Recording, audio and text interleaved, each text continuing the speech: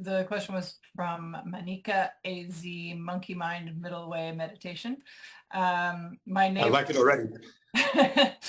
My neighbor of 35 years and elder to me, whom I respect very much, said, "What is wrong with you that you don't listen to the news? What if the world is ending?" I replied, "If it is ending, there's nothing I could do anyway, right?" Yeah. Yeah, I mean, I feel like if something really important was happening that required my direct action, that I would probably find out about it one way or another. Someone would tell me about it. A lot of the attraction to the news, it's not actually so that you are better equipped to do something. And in fact, when I read too much news, I actually start to get depressed. Not because the news is depressing, but because the meta suggestion is this is happening out there, and these events are happening, and you're just watching them. Like there's a kind of a helplessness. What am I going to do about it?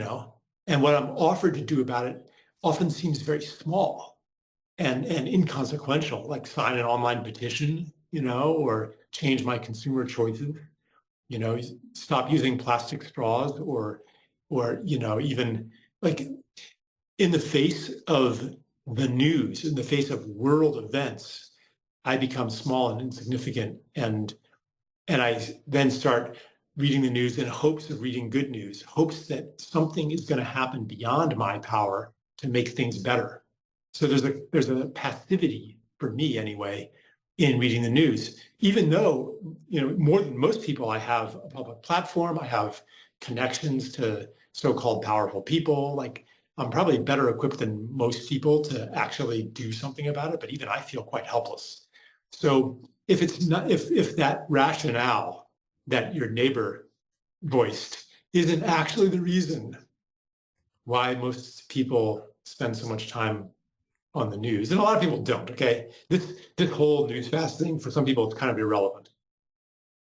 But and I'll speak more to that in a minute, maybe. But if that's not the reason, then what is the reason? Well, one thing is that human beings are interested in stories. We're interested in dramas. And these news stories, we even call them stories. You read about it every day, and it's this unfolding, ongoing drama. It's part of the human drama. It's interesting. And I think if we were honest with ourselves, like, yeah, this is interesting, and I want to know the next chapter of the story, rather than I need to be informed so I can be an effective citizen.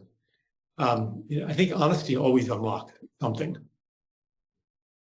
and it would make us perhaps less susceptible to the propaganda, the manipulation that is woven into the way that news is presented to us, that it's distributed to us, that it's curated.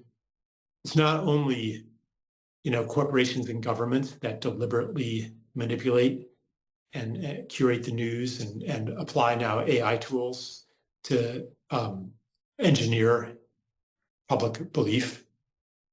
It's also an emergent property of the human collective, that it's not, some nefarious actor that is trying to influence what we think, but we kind of all do it to each other. We enter a collective hallucination and enforce it for each other. So those are all very powerful forces. And we gain a certain level of immunity to them when we become honest about what we're actually seeking when we tune into the news. These news stories, they elicit an emotional response. And this is not a bad thing.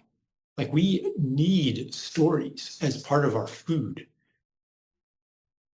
That need was once upon a time met very fully by the gossip of the community. There was always something interesting happening. There's always somebody to talk about. And it wasn't necessarily malicious gossip. This is a form of collective social grooming. If caring for the community, of keeping track of everything, of knowing who's doing what and where you are and what is yours to do in the context of all of these dramas. So this is a real need. It's part of our need to participate in society. But when it is broadcast over such a distance, and it involves people that we're not connected to in any other way except for this one-way feed of information, then it only meets part of this basic human need. We're getting the stories, but we're not getting really the opportunity to participate in those stories. Not in the way that, if you're living in a village and, your cousin is, having an affair with the blacksmith, and it's all kinds of fascinating. Everybody wants to know about that. And then she needs, and then she gets pregnant, and then this and then that, and like there's opportunities to be of service. There's opportunities to participate in that drama. So anyway, this is maybe a little bit of a sidetrack, but just to say that the reason that the neighbor gives why you should pay attention to the news, that is definitely open to question.